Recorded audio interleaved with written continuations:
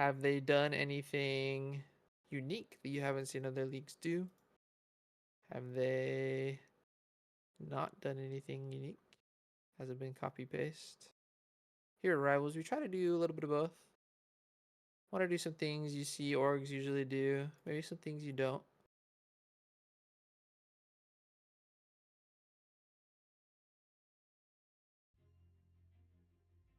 And Mr. Salo, you don't get the emotes until you subscribe.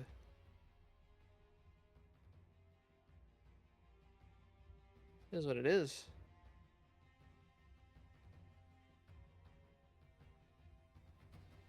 December 26th. What is that, payday? Or what?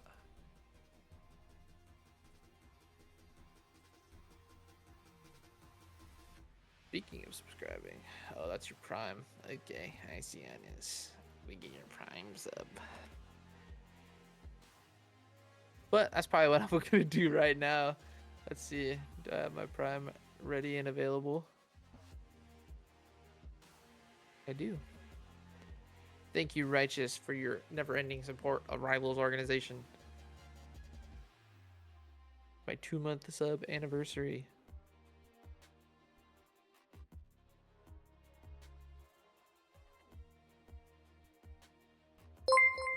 Drop your primes in the chat, you dirty primers. So we're waiting for this draft to start. Subscribing does mean you'll be able to watch ad-free, so on the off chance that we screw up our ad timings, you won't be interrupted. And oh my gosh, draft has started. How exciting as we wait. First bandit it will be copy and paste Zach. First champion off the table, taken away by Rivals.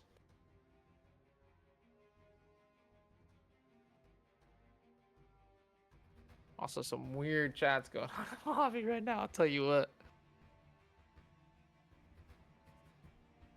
Misfortune, another copy paste. Taken away by Murk Ginyu Force. MGF. I should just say MGF. That saves me like at least 2 syllables. Gwen going to be the follow-up band to the Zach. Once again, copy and paste. Dr. Mundo the same. Can we expect the Ramis ban?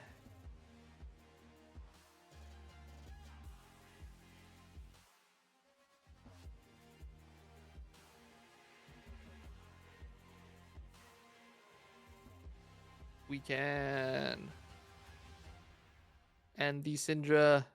Okay, do we just salty run back? Alright, everybody chant Mordekaiser, Mordekaiser, Mordekaiser, Mordekaiser. We get the Mord! Alright, next up on the list, Sejuani and Lulu.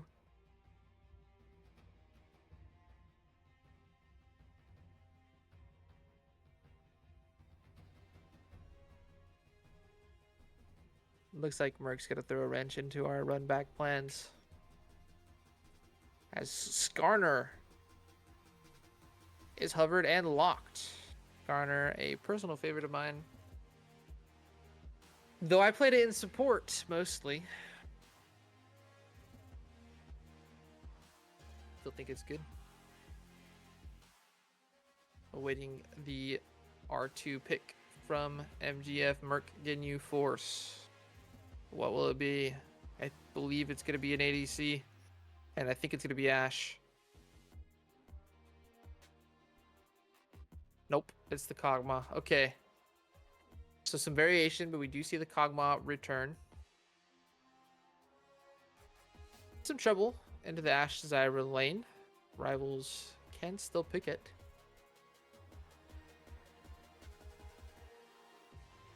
We'll have to see if that is what they opt to do. Or do they say, hey, we smell something fishy? They don't. They said, hey, leftovers is good. We'll take what we can get. We'll get the same comp if you let us. So the exact same first 3 picks will be secured by Rivals. So far the only diversity between the 2 drafts has been that Skarner for Murk Ginyu Force.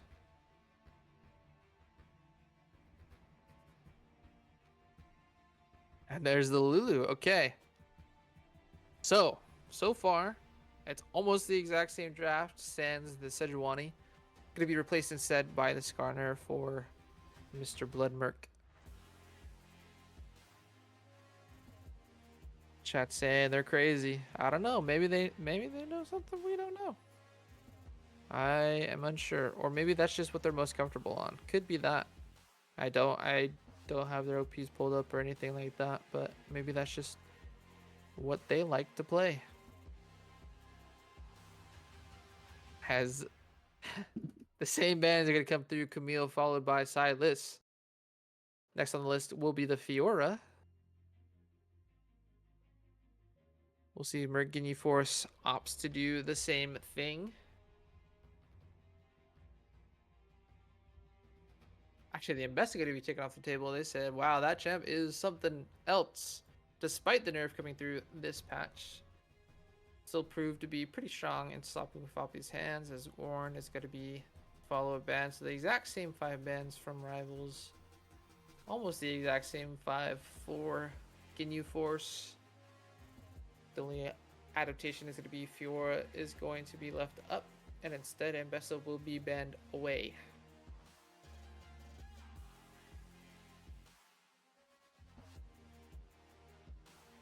There's the Vex. Will it be locked? It will be. The Aurora is on the table for Nicholas, Mr. Nick. It is hovered. It did have a tough time early on into the Vex, and so we actually see Talia hovered instead. Could just be a bait. Could just be a bait. The Zed is definitely a bait. You do not want to play that champion into the Vex. And there's the Aurora. That's what I figured was gonna happen. But hey, we can dream. Now I'm curious to see what the blind pick will be here. The Ambessa was pretty ambitious blind, in my opinion, on game 1. But if it's comfort, it's comfort. So I expect another comfort pick to come out for Sloppy McFloppy.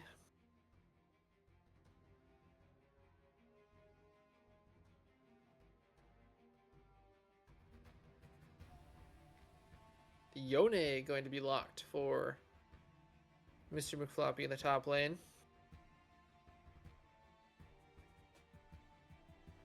That will be the only difference we see between these 2 drafts. Rivals getting exactly what they presumably want. Could have spiced it up if they wanted to. Instead opted to take what was given to them, as Tom Kench will be hovered in response to the Yone. Would like to see... Okay, well, it will be locked. I would have liked to see a Malphite here. Malphite, really hard for Yone to deal with. Yone will get the push early, but as soon as Malphite gets 2 components, it's almost impossible for Yone to stand toe-to-toe with him for a little bit. Has some good synergy with the Vex as well as the Skarner, but vote for better comp. No, we can only do one prediction at a time, and it's got to be the game. But you can vote in the chat. Let us know who you think has the better game to comp. Is it Rivals on blue side? Is it Murk Ginyu Force on red?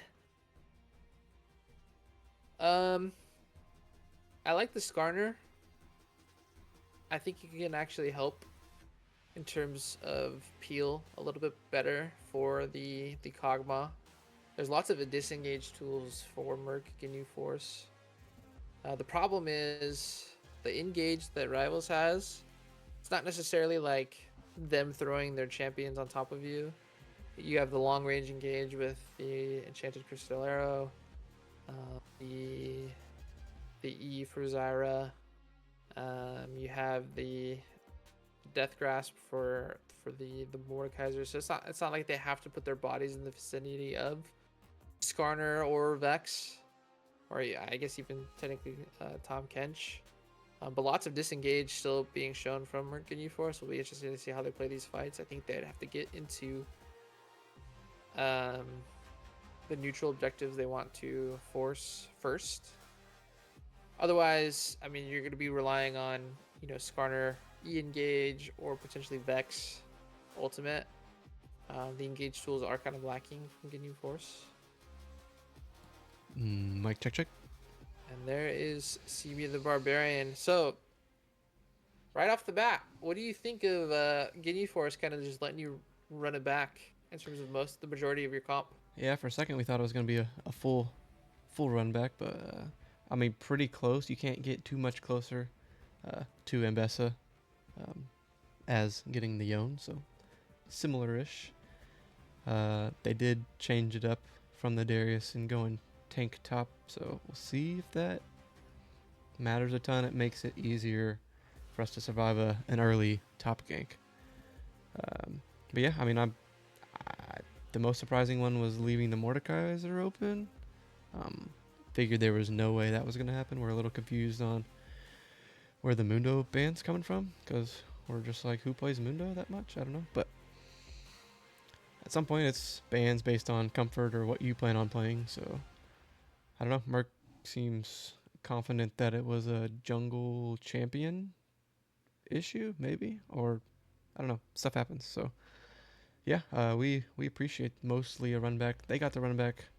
I mean, they could have ran back their entire team, but they ran back half their team. So yeah, I mean, I don't know. We always say on Rivals that our game 1 is a warm-up game, so have to give them the same grace that they get their warm-up game. So Yep, there you go. 10 seconds to the next incoming ads. So if you want to, any primers, drop them. You can listen to our thoughts on these drafts. I mean, which one do you like better? You, as a top laner yourself, you got the Yone, you got the Tom Kench. I assume if Yone just plays patiently until he gets an item, Yeah, no problem there.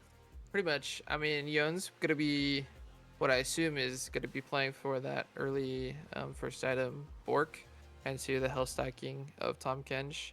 But until he gets that Bork, he is a little susceptible just to the high base damage that Tom Kench possesses.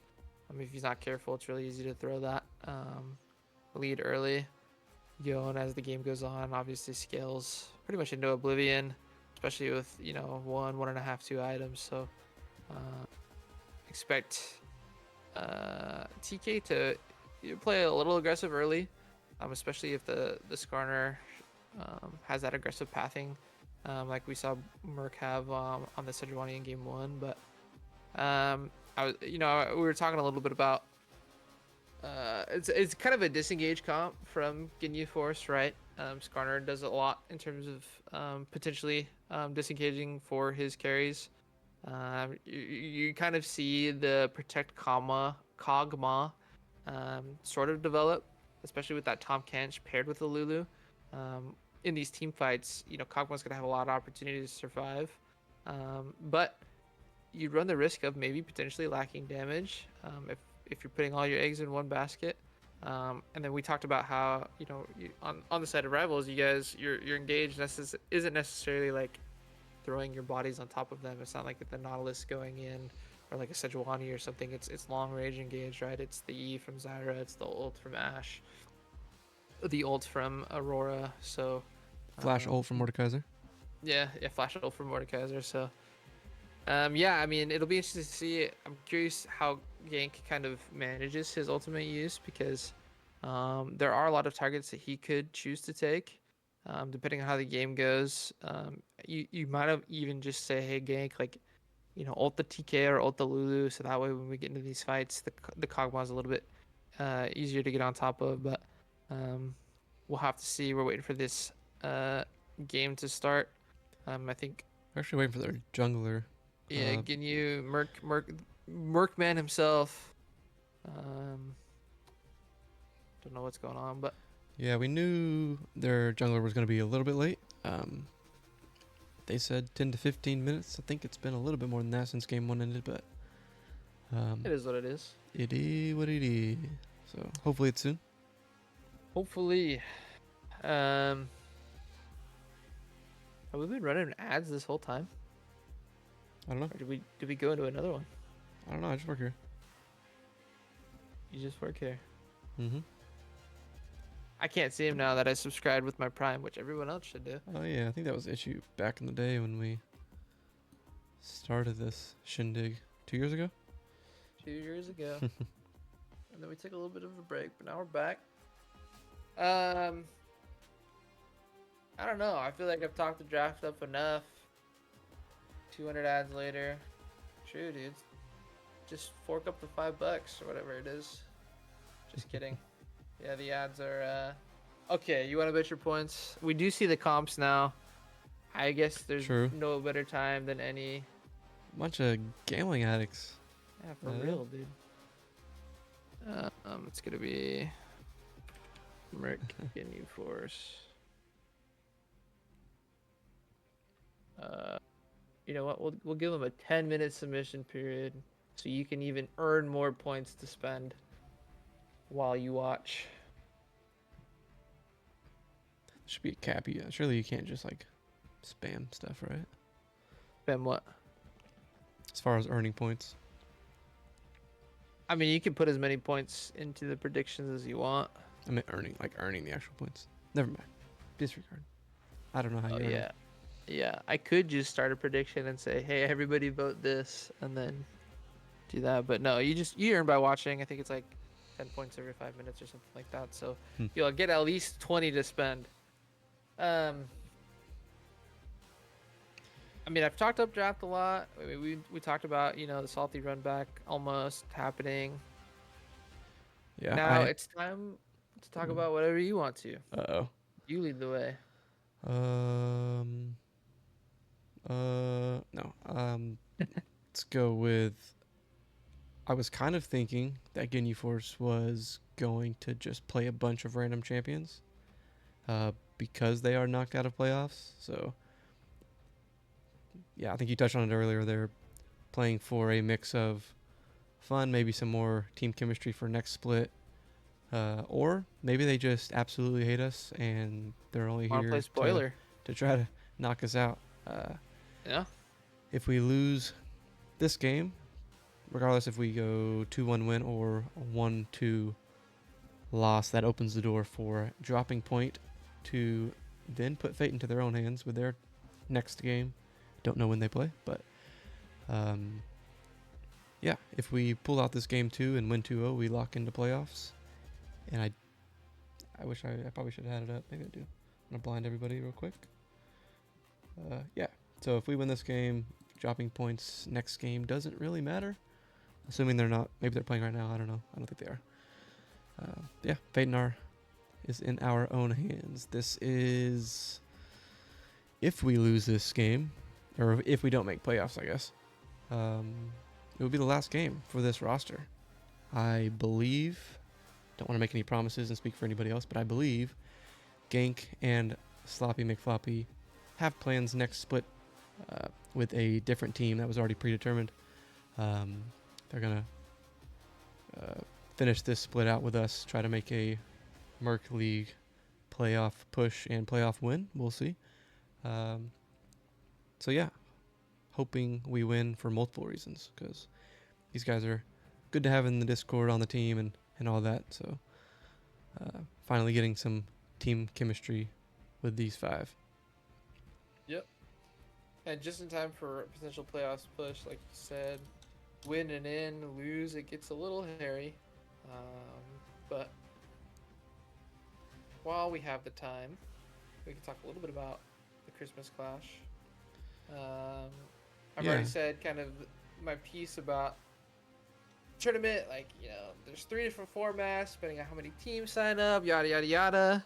But there's some cool things we're going to do with the stream that hopefully, fingers crossed, if we get enough teams and it goes through, you'll be able to see, because we showed it to some people and we were immediately met with some oohs and ahs and some hype. So you're going to want to tune in to see that as well. Yeah, in one of our streams earlier this week, I was scared for a second that I almost showed. You almost some ruined of the stuff. Christmas? I almost ruined Christmas. Santa is real, no matter what they say. But yeah, it's gonna be cool, regardless if we have 2 teams or 20 teams that we have to cut. Sign up. it's gonna be fun either way. We're excited for it, and more to come. This is just the first one, of many. So we're gonna figure out how we're gonna move forward, moving to the new year on our format. Things are gonna change. We want to definitely adapt. I know one thing we want to do is feedback. We like getting feedback from anybody. There's a couple people on the list I don't want feedback from, but you know who you are. No. But yeah, just to improve it as we go through our Twitch streaming learning process. Like we've been able to stream a few times this week. Work out some of the issues. Still not perfect, but we're making progress. We are making progress. We're all self-taught. Everything you see on stream is YouTube University or something. yeah, something like that. Or It's experience. made by us, so we're doing the most with what we have. But it's been fun. I don't know. It gives me something to do other than what I normally do. So True. so it looks like you got about halfway, about 5 minutes left to get those points in. It's a pretty close race in the predictions. Yeah, pretty close.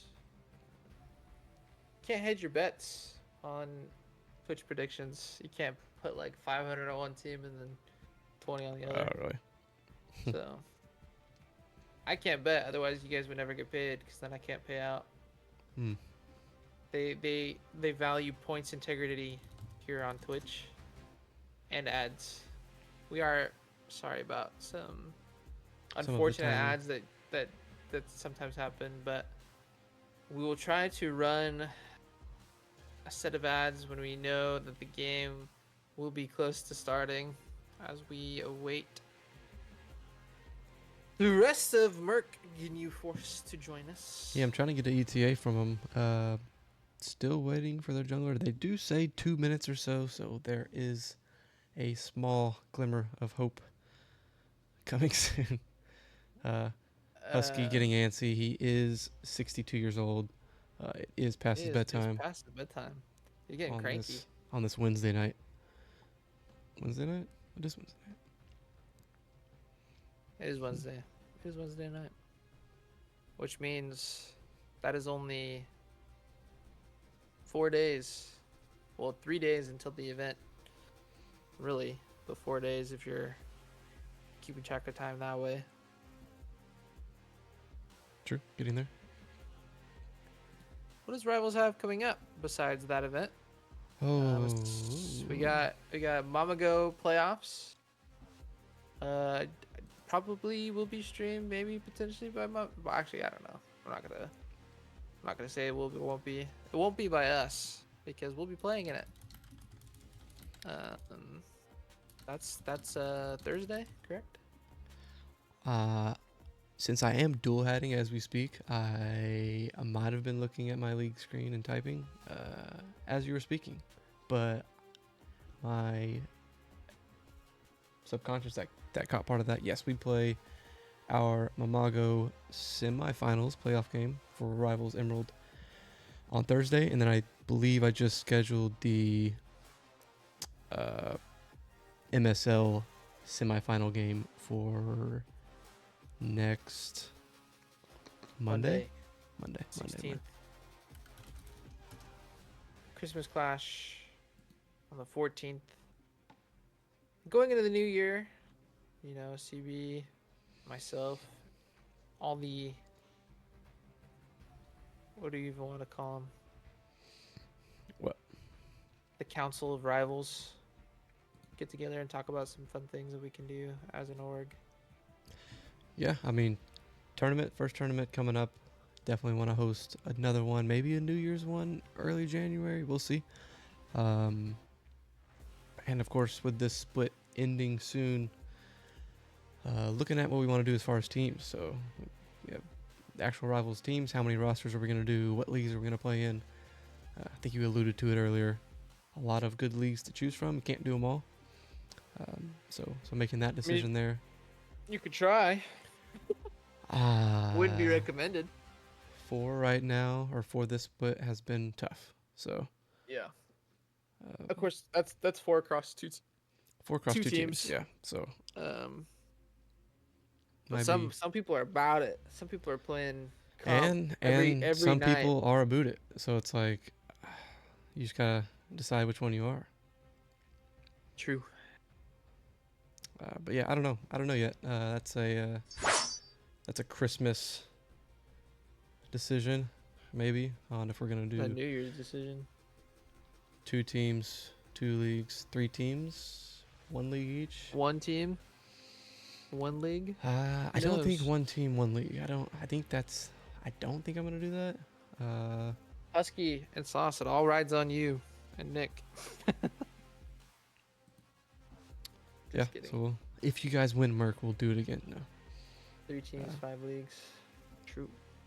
Ah, Why not 8 teams? we'll see. I think the average age of Rivals rosters across both teams, or individually, I guess, is pushing 30 for both leagues or both teams. So we got stuff to do. So I don't think 3 teams in 5 leagues is in the cards. Probably not. Yeah, we'll see. I mean, we gotta even see who's playing, but I have a short list of things that might be fun for Rivals to do. I have to talk to CB obviously about it. Yeah, you But- got the tryout. New Year, you got the tryout for Caster. You got the tryout for the team. True. Really, Discord access in general. Yeah. Let's see about it. But Alright. it's looking like I hate to do this, but as it was pointed out, the game ended a super long time ago. 5 minutes. And I It's a think long you get time. 10 minutes for in between games. Be different if we were getting some updates. Yeah, maybe a little bit. He did say pulling in now. So we'll see. We've been pulling in I- a while. How long's the driveway? True. Trying to get him in. What's the password? Oh, Okay, good. I really don't like to against force the FF. against popular belief in the past, especially when we're already in lobby. I don't want to give an FF. They're lining up as we speak. I'm sure my roster here for Rivals isn't the most Very happy. happy. I could have pulled the No, he's very FF happy. card, but hopefully we're chilling. Very happy. They're wanting to play. It's good. It's good warm up. It's good warm up, good practice. Hopefully, It's hopefully for playoffs. So I mean, earning it. You gotta. I mean, earning the playoff spot. So, yeah. Glad we True. didn't pull the FF there. So, we are officially. I guess you can't see it, but we are loading into the game, or we're going through the yeah, the don't give them client false hope. bans. We're not loading client quite bans. yet. Client ban. We are getting closer. Yeah, but All right. So question: what's the longest amount of time we can learn ads, and we do it right now to secure all the game being played with well, if no it's a ads? 60-minute we- banger. No. Let me do it. I'll do it real quick. I am by no means a Twitch pro, but we are getting warmer as time goes on. I can read, I promise. Questionable. Questionable. Just kidding. While you're reading, Yeah. tell me before we go to the ad break, I do want to give a shout out to Hardgore 007 and A Touch of Class. Thank you for the follows, Hardgore. 31 minutes ago. My bad. I don't get notified. I don't know if it's been going on your end. You can It let me has, know. But I was muted. I was in draft. Okay. I don't see it pop up either. Is it popping up for everybody else? Yeah, it was.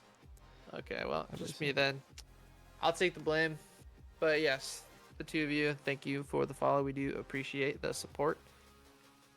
Support lives matter. Support lives matter. Is it ad time? It'll be 3 minutes, so I'll run it as we send it to What an emote. intermission soon. Do That's it. something. We still have 1 minute loading into the actual client. All right, yeah. So- We gotta cut the margin thin so that way we make sure the whole game is played without ads. Yeah, we don't want to miss. Did we do a poll for the over under on a pause happening or DC happening? I don't think. I mean, you can, but I don't know how because It wouldn't be an over under, I guess. It would just be it a wouldn't one. be a prediction. It would just be a poll. Actually, can I do that? Slash poll. Gosh, I can't do that. Wait. Speaking of polls, how is your? Never mind. Back to the. Yeah. So as we are gonna go to an intermission as we wait for the 3-minute spectator delay. Maybe I can't set up a poll. Maybe I don't You have figure that out during the intermission. Anyways, I'll give you a 3-minute. we'll be back after this break. Oh.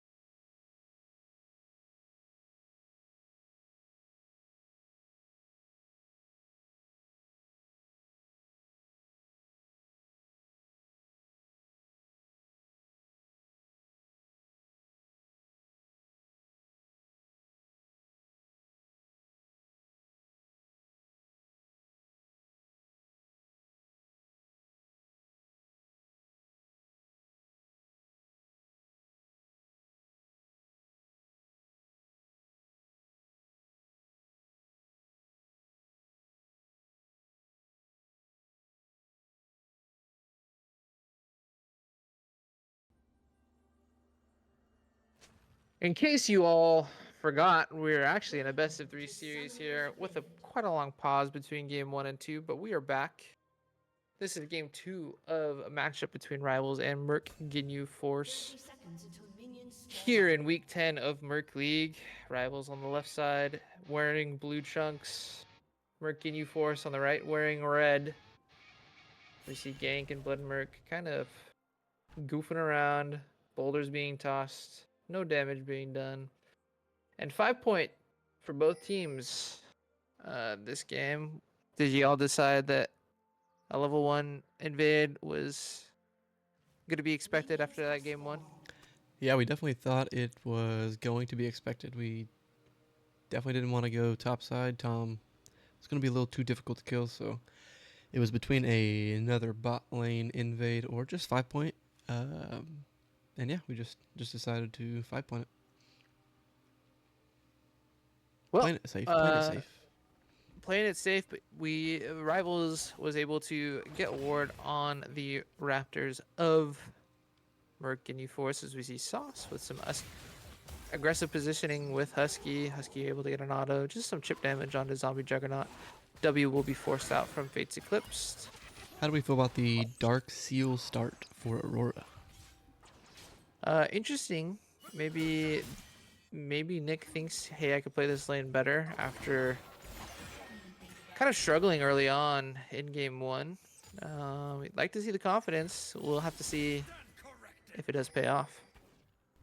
Yeah, can't hate anybody for having the confidence, especially going into such an important game.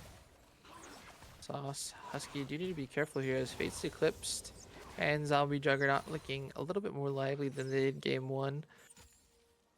We'll have to see. Level 2 advantage was secured by Sauce and Husky. The root does come forward, but we'll go a little bit wide. As Nick finding some chip damage. Kermeezy taking extremely low, below 50% HP. So far, been a little quiet. And right now, the only gold lead you do see is from the difference in CS. Yeah, no kills before 3 minutes. This does not feel like a Rivals game. But I'm here for it. That's okay. Easy. Struggling a little bit into this matchup. Nick using a lot of mana, forcing these aggressive trades. That's the downside of the Dark Seals start. Not a lot of mana regen when you opt for that, so expect Nick to take an early back. Or not. Interesting choice to stay after crashing that wave. Yeah, definitely risky not knowing where the Skarner's at. Easy taken to about 5% HP, 10% on a good day. Sticking around with that mana. I'm going to be trying to shove that wave out, but has to be wary of a potential flash Q coming out from Nick. As a root will find Fates Eclipse, Sauce finding the Ignite as well. Flash coming out from the Kog'Maw will be ticking down to, what is he at? 2 HP, 16 HP. We'll get out as we see on the top side. Skarner also getting down extremely low. That's been the story of game 2 is Murk Ginyu Force taken down to blinking health bars, but Rivals not being able to find the kills so far. Yeah, no flash kills, no flash on the Mordekaiser, of course, it being jungle. Will find its mark, but Drakey on this Tom, so beefy, also has that Tanky? regen from Doran's shield. Drakey, tanky? Drakey, takey, yes, Tinky, takey. That's a tongue twister. Sloppy Poppy taking over to level 5 here, almost a full health bar. Still has that pot in his pocket, and so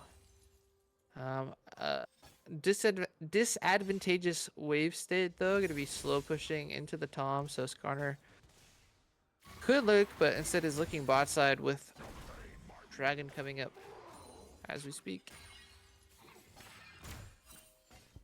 Pings coming down onto that neutral objective on the bot side. Nick still has yet to back. Does have a little bit of mana. Did cross over till 2-6 as well. Kermeezy taken low. Nick can use that pressure to make his way over to this bot side dragon. Is Bloodmurk forced to use his Ixtal's impact to get away from the pressure of Rivals bot lane, and some aggressive positioning around this dragon side, but it doesn't seem like Rivals is willing to pull the trigger and force a fight around that neutral quite yet. Yeah, posturing towards the dragon for the did a little bit game one of this series, but really the first time over the last few days of all of our games. We'll see if we actually go for the dragon this time or if we fake it again and Uno reverse up to the Void Grubs. As a root will find its mark on Fate's Eclipse, but Sauce taken down below 50% HP with a quick combo from Zombie Juggernaut. And Fate's Eclipse alike. Fate's Eclipse and Zombie Juggernaut doing their best to push in this wave. Ward will not spot iGank. iGank with great positioning. Sauce having to flash away. First blood actually goes to Zombie Juggernaut on the Lulu as a big pull comes through iGank. And Husky will find Fate's Eclipse, but a return kill won't be had as Husky smartly using the barrier to secure his safety. Zombie Juggernaut having to flash away from iGank. iGank doubling back into the try. Zombie Juggernaut has to be careful as Death Grasp will find its mark, but iGank opting to just take the sword, letting Zombie to live another day. Will be interesting to see if Rivals start up this neutral objective as on the top side of the map. The grubs have been secured by Murk Ginyu Force, so maybe a reversal of roles this game between this game and game one. So we see the Exalt Impact come out of Blood Murk on the top side, Sloppy Muflappy in a difficult position. The knockup will be found by Draki. Ult going to be forced out from Sloppy Muflappy. Draki taking extremely low. We'll find the ult onto Sloppy Muflappy. Yon having to Q and flash away. The boulder toss will go wide from Blood Murk. And the other ones will be blocked by the minions. And so Sloppy Muflappy able to get out. But this is 2 games in a row now that he had to expend the summoner spell. As a great ultimate will be had by Nicholas. And Trakey just popped by Nicholas's combo. Nicholas, unfortunately, taking a wild ride in his ultimate and will actually still be able to pick up the kill. Great use of the ENQ from Sloppy Muflappy on Yone, and so double kill secured by Nicholas on that roam as Vex doing what she can to fast push that wave back into the tower, but Nick still has the TP. So we see Husky getting aggressive. Husky finds the mark on the Enchanted Crystal Arrow, but Fate's Eclipse is just free firing. Husky might have needed to turn back onto the ADC as Sauce can just do nothing but watch. Yeah, and you can see Sauce really was only prioritizing the Kog'Maw there, standing there attacking the Kog'Maw when Husky on the Ashe chasing the Lulu, so miscommunication.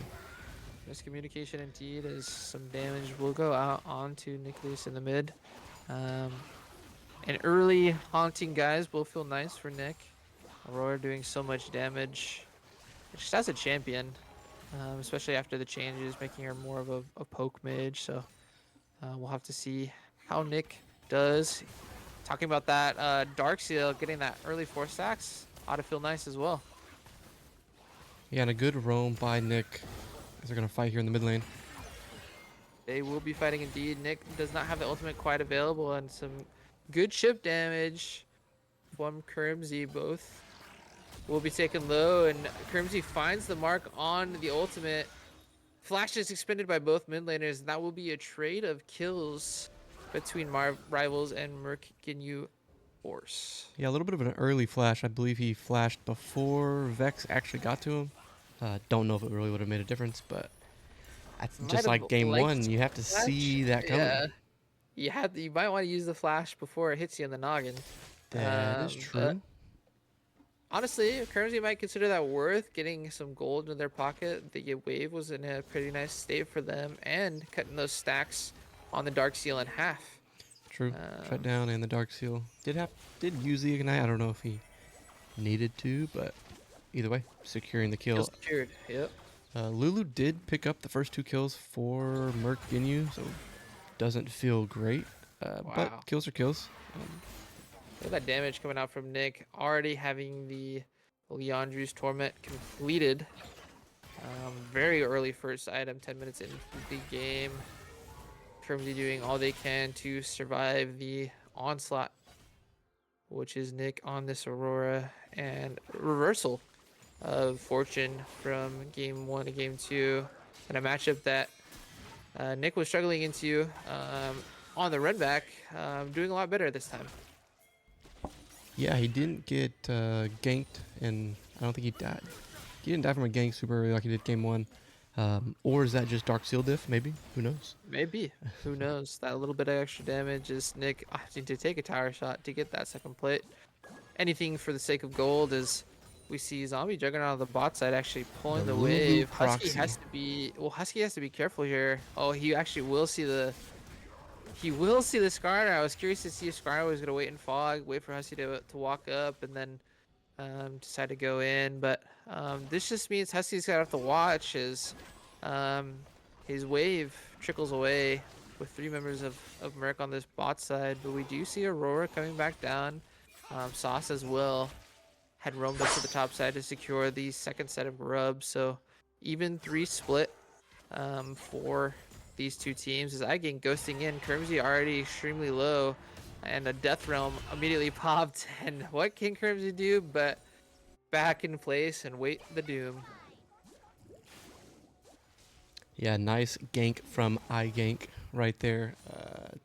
No way to escape that for Kermezi. Shout out to Reiko Fest for the sub. Much appreciated, brother. Much appreciated indeed. Any other primers, feel free to drop them. I think we did an okay job about avoiding ads for this game, but you can never be too sure. Sloppy McFobby, obviously, we talked a little bit about before. Tom should have the advantage early on, despite that early assist going, as we see Bloodmurk finding a great engage into Husky Polymorph as well. Sauce going to be able to knock up Bloodmurk with that ultimate damage coming through, as well as Zombie Juggernaut taken down and out with a shutdown going to the way of Aurora. That is not who you want shutdown goal to be going to right now, as Nicholas and Sauce want more. Flash coming through. Double kill will be secured by Nick. Nick has to be careful. Actually, stops the auto. Yeah. Not gonna go for the shutdown this time around, I don't think. That should be enough for Rivals to secure this second Drake. And already about a 4K gold lead for him. A little shade under 4K, we'll say. But really good game 2 start for this Rivals squad. Yeah, and I don't know if it was the 50-minute intermission that we had between games 1 and 2. A bedtime, or just really wanting to lock in the playoff spot and continue with this roster moving forward into playoffs for the Murk League. So looking good. It's not over yet. Still winnable, both teams, but the 2 Drakes and 3 Void Grubs feels good for Rivals. Feels good indeed. Husky and Sauce able to shove that wave. Should be able to get a back off here. Looking at the vision, does favor side of Murk Ginyu sports, specifically on this bot side. Top side a little bit more controlled by Rivals, as we see Drakey able to potentially stun up, and does stun up Sloppy McFobby on the Yum, but Yum able to get that Q buffer, and we'll be able to walk out. Herald spawning here in less than 10 seconds, and Murk Ginyu Force spending a lot of time setting up for this objective, as Gank will purposely take that ride with Bloodmurk and Skarner, and that should be a dead Scorpion Nicholas on a rampage here. 6-1-0, 8 stacks on the Dark Seal. Love to see it. We do have most every kill on Nick. The Gender Crystal Arrow will stop Zombie Juggernaut's back. Fun. Quick backstop as Kermsey taking extremely low. Nicholas using the positioning of the ultimate. Does have flash. To such great flex, might not even need it. Does indeed flash. Will go unstoppable. Picking up his 7th kill of the game is Nick, and immediately a 4K gold lead here as we cross over into the 15-minute mark. During that time, Rival is able to secure the Rift Herald as well. Yeah, so a lot going in the favor of Rivals here. Are they going to push on the gas for a 24.5-minute win? Or are they going to take a step back? We shall see.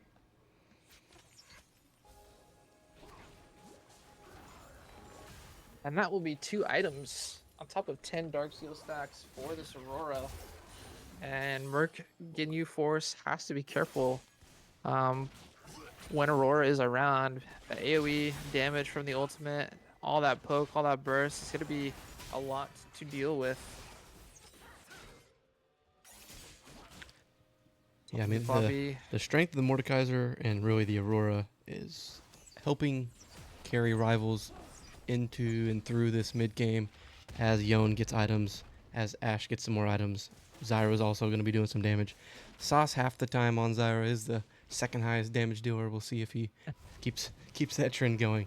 But yeah, you like to see if your rival's a champion kind of carrying you through to where your teammates can get some power spikes. True indeed. And on the side of Murk Ginyu Force, what exactly does Murk need to do to try to come back into this game? Obviously, you don't want to fight around this Aurora. What do you do instead? As we see just tons of damage, as Nick, kind of an errant ult, was afraid of being ulted by this corner, I suppose. Well, Merc has the tower bounties. They also have 2 champions that they can kill Wow, for bounties. Kermsey Oh, just not respecting the rest of the rival squad that is here. Gank will pick up that kill.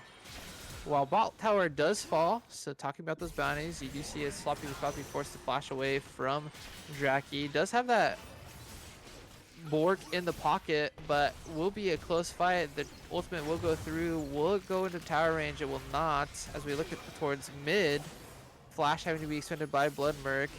And Sloppy McFloppy forcing the flash out of Jackie will find the kill ultimately on that top side. As the special comes through on iGank, iGank will follow with an ult of his own just to walk out, as Murk will be able to stun up Gank in his own Death Prism. Looks like Gank is maybe DC'd, was stuck, I don't know, could have been a bug. Either way, he will go down, as a great ultimate will force the flash out of Husky, and we do see the DC come through, so DCing in the Death Realm. Death Shadow Realm. Realm? Death Realm? Yeah, that's a unfortunate timing. He was just standing there. I don't know. He might have been able to kill Skarner if he did DC, but we'll never Who know. knows? We'll never know. He would have died probably regardless. Just a matter of could he get that 1-for-1 trade, but it's not nothing. Drag is up in 19 seconds, and so we will have to see. True, we gotta check the poll. Yeah, so far only a minute, but the game is still young. We'll have to see how this ticks over, but so far the only ult available for rivals for this Drake is going to be the Aurora ult, which Feels like it'll be this, enough. yeah, 7-1-0 Aurora ult will hurt, but Merc with almost no ults up for them. Dragon is gonna spawn before Gank comes back alive, but don't think Merc's gonna hop on this and steal it right away. especially with Blood Murk opting to back while the dragon is spawning, I feel like if you were going to make a play for it, you'd have to do so on spawn as Rivals comes out of base. But as we wait for the spectator delay, that probably was their window of opportunity. Instead, they give it to give Rivals sole point. Cloud Drake, which is actually going to feel really nice for Nicholas as well as pretty much every other Rivals member. That extra speed going to help out iGank a lot. The one weakness of Mordekaiser being he can only walk at you. So we'll have to see. But Murk Ginyu Force is posturing around this objective, but gave up the river positioning to Rivals. We'll have to see if a fight develops. TP is coming forward for Tom Kench. Ultimate will go down by Nicholas. Does find Fate's Eclipse. Fate's Eclipse will be popped. Not taken out. Will be taken out by iGank eventually. Sloppy fight coming. Sloppy doing a lot of damage on Yone. And that's going to be 4-for-1 so far, as Nicholas does track down Kermsey. Going to try to find that 5th kill and ace. Kermsey doing a really good job of avoiding tower damage, only taking 1 tower shot. Should be able to get the back off in that wolf pit, but that will be slow point for Rivals. And about a 8k gold lead for blue side here. Yeah, and I'm kind of surprised that that Merc TP'd in for that. I guess you don't want to give over the third one in a row, but it just feels like Rivals is really strong right now. I guess they're only Yeah, gonna get stronger. But yeah. yeah, especially with the Aurora looking as scary as it is already. That 2 items. The ultimate probably could have been a little bit better from Nick, but was enough to allow them to get onto Fate's Eclipse. And yeah, I mean, so far it's been smooth sailing for Rivals. First 3 Drakes secured. The Grubs were split. Herald went their way, and all of that has resulted in about shade under 8K gold lead. Yeah, and if you're Murk, it's a steep uphill climb to take the lead over in this game. Yes, you have some objective bounties and tower bounties and champion kill bounties, but Rivals is playing pretty team oriented here. Not letting Murk catch them out for a pick. Not indeed. You have 4 members of Murk doing the Nayram strat as Draki getting the better of Slopping the Puppy in this trade so far. Going to be stunned up. Going to be taken low. The Fate's sealed actually going to be stopped kind of by the ultimate from Tahm Kench, and a shutdown will go Tahm Kench's way.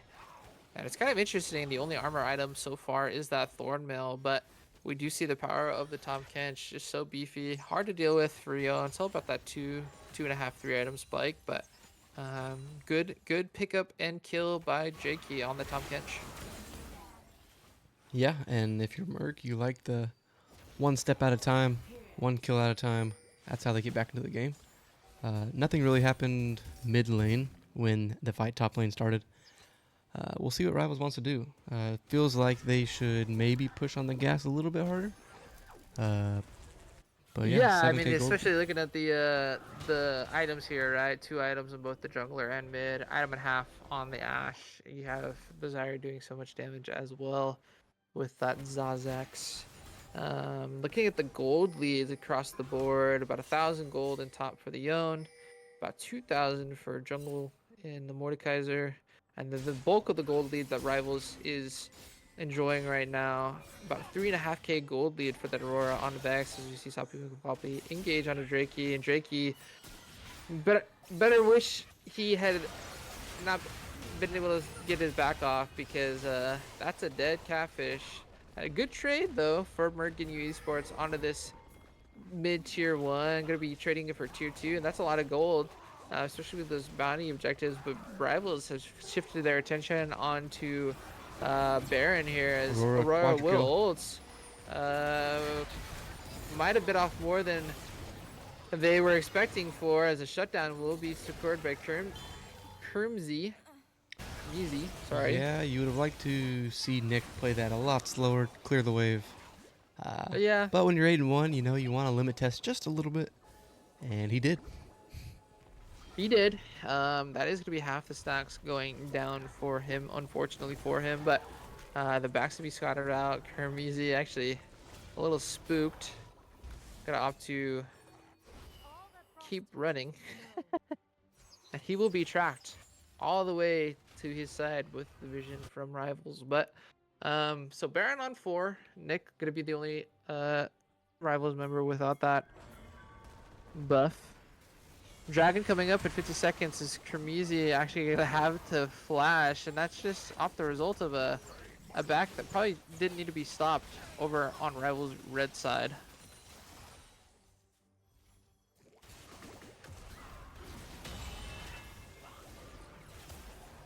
We'll have to see how Rivals utilizes this Baron push. So far, no towers been able to be secured by them. About half of the time allotted for them on this Baron has been used, so you'd like to see them use it a little bit more effectively, especially with such a commanding gold lead. Yeah, looks like they're just going to say, we don't need any more Baron. We're going to secure the soul. I don't think Murk's going to fight this with Kog'Maw just now coming out of base. It should be a free dragon for Rivals. Yep. Item advantages, the gold, the wallets are in favor of Rivals. Gonna secure that soul for themselves.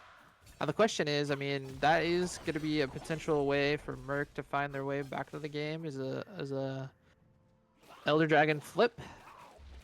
But that won't happen for another 6 minutes as we see 4 members of Rivals on the bot side here.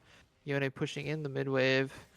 Siege kind of happening. Baron still available. Will result in this last mid tower going down. Not going to find Blood Murk as well.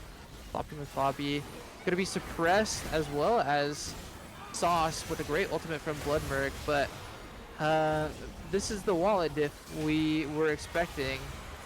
And that's going to be 4 quick kills for Rivals. Potentially a 5th. Not quite enough damage to secure that one, but that might be the game for Rivals here in 25 minutes. Drakey doing all they can to prolong what seems to be inevitable. And that should be a playoff spot secured for Rivals in the Murk League.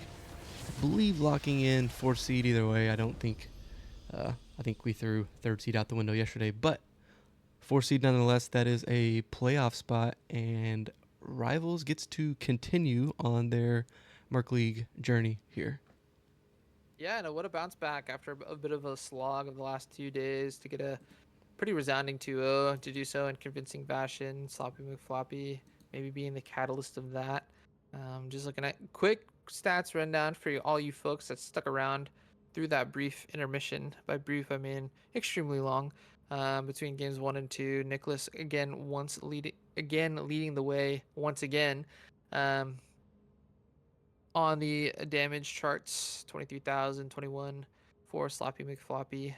That's the bulk of the damage for Rivals. The rest of it divided amongst the remaining 3 members.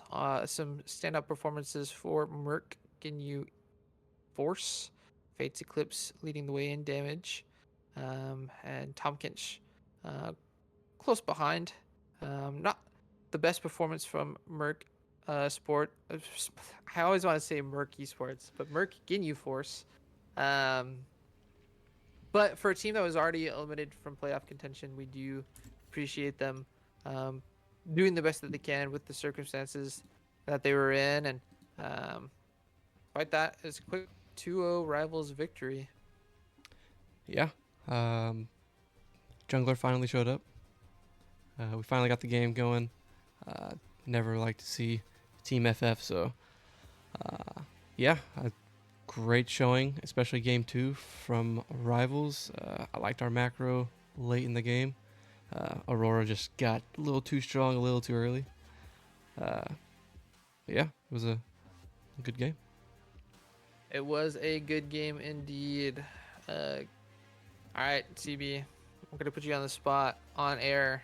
Do we want to do an interview with any of the guys since they secured playoffs, or we just gonna forego that so we can go to bed? I'm down to do a quick. Wait, can we even do a quick? Have we done this yet? We haven't done it yet. Oh, I guess I could just drag them in. Yeah, we can. You just drag them in. Yeah, true. Who are you gonna give MVP to? Well, none of them are in the. Okay, I guess they don't want to get interviewed. So, all right, they made that decision for us. We'll see if somebody hops in the call in the next minute or so. I'll drag somebody in, but I feel like MVP. I mean, second game definitely Nick, right? You could argue maybe it's Gank because he played super well both games, creating a lot of pressure. So I don't know. Go off recency bias. They were 0-5 without him and 2-0 with him. I'm going to give it to Sloppy McFloppy. Consistent performer. Didn't chop the damage charts either game, but made his presence felt. And looks like it was the interviewee has been chosen for us, as we will take the in-game / co-captainish person. I'm going to assume he's the only one in the call, so I'm going to pull Mr. Husky in here. Oh, maybe not. I don't know. I see 2 people now.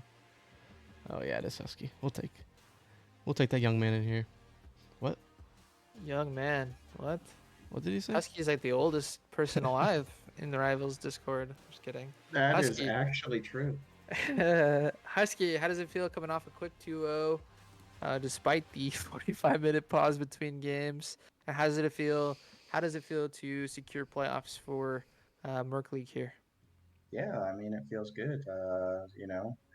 It was a tough week, but we got Damon back. We got our top lane, Sloppy, and we I think we've only lost one time with him, with this full start on five. So I like our chances. I mean, uh, yeah, we got CB drafting us good drafts. We got good players. We're gonna be a tough out in the playoffs, that's for sure. All we need is for the players to show up. Is what you're saying? Yeah, Yes, that is an important thing. no more You know, subs. no more subs, especially not Canadian ones. We love our Whoa, brothers up north, whoa! but you know, That's some Coming fighting from the words. maybe guy. Where are you living in? Husky? Canada Junior, Canada Junior. Maine is on this side of the border, sir. Barely. That's true. Barely, barely a state. It's like a territory. Anyways, um, Husky. I mean, I asked CB, about the almost salty run back coming between games 1 and game 2. What was your thoughts about Fate's Eclipse and Zombie Juggernaut opting to give you the Ash Gyra combo twice in a row? Can I swear on the stream? I don't know. It was what the hell are they doing? Like, uh, they uh, they could not touch the wave, and I don't on the first game, and they were having a really hard time in the 2v2, and it was even worse in the second game. So I don't know what they were doing. If you want to scale as Cogma, that's great, but you need some CS to scale, and we were trying to make sure he couldn't do that. The question is, if Misfortune would have been up, would you still have wanted the salty run back bot lane, or would you have opted into the classic Husky Misfortune? Ooh, that is a question that our next opponent will have to find out, I guess, because we're not giving away the secret strats down here. True, true. I was testing you. You can stay on the team. Yes, I made it. All right. Do we know playoff matches, or are those still being decided with this I last think we week? do. I think we know Yeah, now we that we got lock in the 4th seed, right? yeah. That's going to be Rat Tactics, which is that's definitely the must watch of the first round. For those of you guys who aren't really following around in Mark League, the East is kind of good, and the West is kind of bad outside of Rat Tactics. So um, looks like we have a little bit of a challenge first round, but I like it. I don't want that easy first win that Have to the earn other it. teams are going to win. We're going to give Rat Tactics all that they can handle. That's for sure. Um, they got the playoffs easy playing over in the West, and now they're going to see what the East teams can do East side. All for right. sure. Well, anything you like to send yourself off with, or Yeah, say to your adoring fans? I just want to shout out my adoring fans, but also the ADC on the varsity team, Salo. I just want to give him a shout out. He's been giving me a couple pointers and stuff, and shout out Sauce. I finally out damaged him in the Ash Zyra What? matchup for Nah, the I need a first time. recount. I That's a know. recount for No, sure. no, no. That's like the first time in Almost 10 games. 2,000 damage above them. I know, I know. It must be that coaching I'm getting. So thank you guys Cool. Yeah. Yeah. Thanks for tuning in, and congrats on the 2-0. for sure. Thank you. All All right. right. Uh. Well, Jinx. Oh. Oh. Oh. Oh. Yeah. Powder. So as we have no too soon. That joke's man. What you mean? Uh. Yeah. I don't know if we will stream again until Saturday when we have our Christmas clash. So I've had a few people ask because either one or two of their teammates aren't eligible, aren't around, or just the solo people in general. If you need a team, I know one or two teams looking for people. If you have half a team, any of the above, reach out to me or hop in Discord either way, and we can form some teams together because it'll be fun either way. Even if you're playing with some random new people, still gonna have some fun. Yes. Some last minute items. You shouted out Reiko Fest for the Prime, correct? That I was during the did, game. yeah. All What right, about that new Nucleus guy? Six. Nucleus Six. Thank you so much for the follow. We do appreciate it. We're gonna try to be streaming more often, especially heading into the new year. Like Cody said, I think the only next one for sure that's gonna happen this week is well, not even for sure. If we get enough teams to sign up, it'll be Christmas Clash. Please do sign up. Like you said, if you're just interested in the event, just join the Discord, get the role. If you're looking for fuel, there's some people out there that are looking for teams, and so we'll Yeah, see you how gotta it get 'em. goes. Before we break here, because we have about a minute and a half left before an ad pops up, so we'll end before that one. They asking for their points. I don't know if that's the poll or what, Yeah, but yeah, my bad, my bad. that's your job. All right, Pay the man. there you go. Pay the man.